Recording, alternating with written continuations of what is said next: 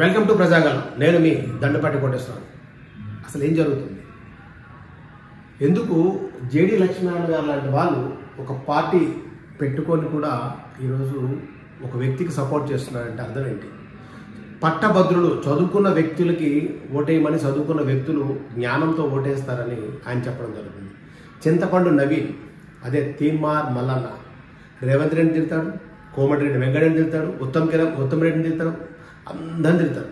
మళ్ళీ వాళ్ళ దగ్గరికి వెళ్ళి మళ్ళీ కండ వేసుకుంటాడు, మళ్ళీ బీజేపీ పోతాడు, బీఆర్ఎస్ తిడతాడు, మళ్ళీ కేసీఆర్ లేదే తెలంగాణ.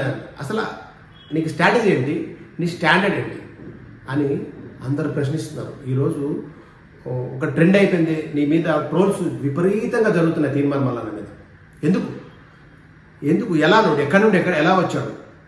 ఒక యూట్యూబ్ ఛానల్ నుంచి ఇంత పెద్ద ఎమ్మెల్సీగా, అంటే లాస్ట్ టైం ఎమ్మెల్సీగా గెలిచే పరిస్థితి ఉన్నప్పుడు కొంచెం దూరంలో ఓడిపోవడం జరిగింది. ఆ పరిస్థితి ఇప్పుడు ఎందుకు లేదు? ఎందుకు మీ మీద వ్యతిరేకత? పెద్ద పెద్ద మహానుభావులు, మేధావులు అందరూ వ్యతిరేకిస్తున్నారు. అసలు కారణం ఏంటి?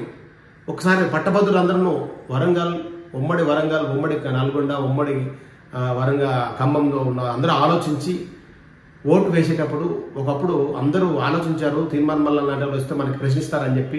కానీ ఈరోజు ఆ ప్రశ్నించే గొంతుని విమర్శిస్తున్నారు. దానికి కారణాలు తెలుసుకొని ప్రతి ఒక్కరూ ఓటు వేస్తారని మన జేడీ లక్ష్మీనారాయణ గారు ఏమన్నారు ఒకసారి విన్నాం. నమస్కారం.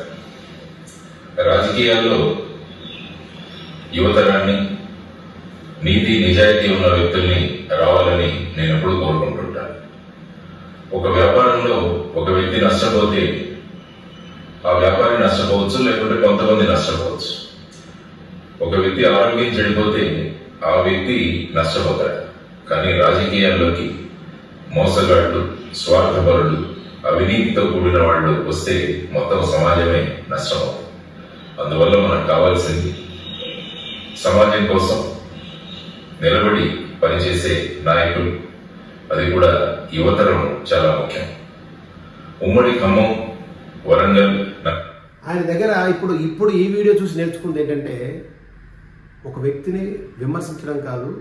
అంటే ఆయన ఏ వ్యక్తికి ఓటేయొద్దని చెప్పట్లేదు. నా మిత్రుడు రాకేష్ రెడ్డికి ఓటేయమంటున్నాడు. రాజకీయాల్లోకి ఇలాంటి వాళ్ళే రావాలని చెప్తున్నారు. అది బాగా ఆలోచించండి. అందుకోరగానే నేను కూడా విమర్శించకుండా చెప్తున్నాను. నల్గొండ జిల్లాలో పట్టభద్రుల అభ్యర్థిగా గ్రాడ్యుయేట్ కాన్స్టిట్యున్సీలో నా మిత్రుడు, సుపరిచితుడు శ్రీ ఏనుగుల రాకేష్ రెడ్డి అభ్యర్థిగా పోటీ చేస్తున్నాడు. సామాన్య రైతు కుటుంబంలో పుట్టి ఆ తర్వాత బిట్స్ పిలాని లాంటి సంస్థలు పెట్టి గోల్డ్ మెడల్ సంపాదించి అమెరికా లాంటి దేశాల్లో వెళ్లాల్సిన అవకాశం ఉన్నా కూడా వాటిని వదులుకొని సమాజం కోసం రాజకీయాల్లోకి వచ్చాడు రాకేష్ రెడ్డి.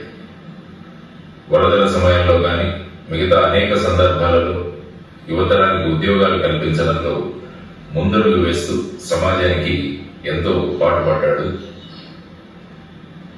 రాకేష్ రెడ్డి. ఈ ఎన్నికల్లో మన పట్టభద్రుల గ్రాడ్యుయేట్ కాన్స్టిట్యున్సీలో తన అభ్యర్థిగా నిలబడ్డాడని తెలిసి చాలా సంతోషమైంది. అందువల్ల మీ అమూల్యమైన ఓటు మొదటి ప్రాధాన్యత సీరియల్ నంబర్ 3లో ఉన్న ఏనుగుల రాకేష్ రెడ్డికి వేసి అఖండ మెజారిటీతో ఆయన్ను గెలిపించడం కాదు, మనల్ని మనం గెలిపించుకుందామని మీ అందరికీ విన్నపం చేస్తున్నాను. ధన్యవాదాలు. నమస్కారం. ఇది అందరూ దయచేసి పట్టభద్రులు ఆ జ్ఞానం, ఆ విజ్ఞానం, ఆ విలువ కాపాడుకొని, పెద్దలు చాలామంది పలానా వారికి ఓటేయమని అంటున్నారు కనుక దయచేసి ప్రతి ఒక్కరూ ఆ చదువుకునే సంస్కారం ఉన్న ప్రతి ఒక్కరు కూడా ఆ ఓటు హక్కుని సద్వినియోగపరుచుకుంటారని మన ప్రజాగలం కోరుకుంటూ అందరికీ నమస్కారం.